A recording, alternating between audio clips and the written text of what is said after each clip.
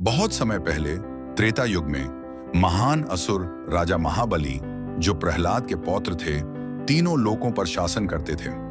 यद्यपि वह जन्म से असुर थे, फिर भी वह एक उदार और न्यायप्रिय राजा थे, जिन्हें उनकी प्रजा बहुत प्रेम करती थी।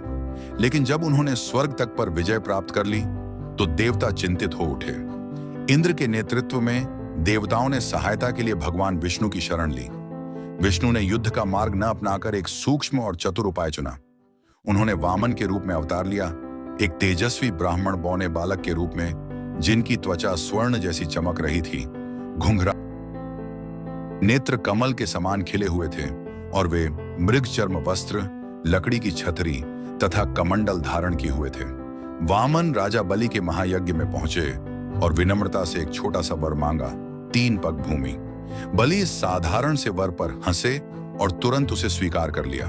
तभी वामन ने अपना दैवी रूप धारण किया। उनका शरीर आकाश तक फैल गया।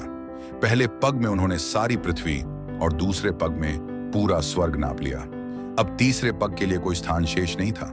राजा बलि को वामन के दिव्य स्वरूप का बोध हुआ और उन्होंने विनम्रता से अपना सिर झुका दिया, यह कहते हुए कि तीसरा पग उनके सिर पर रख दिया जाए।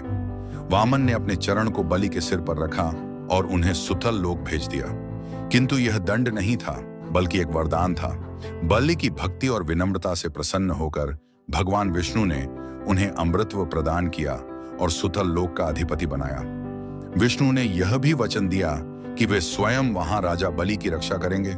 नीति: सच्ची महानता विनम्रता में होती है। सबसे शक्तिशाली को भी धर्म और ईश्वर के सामने नतमस्तक होना पड़ता है।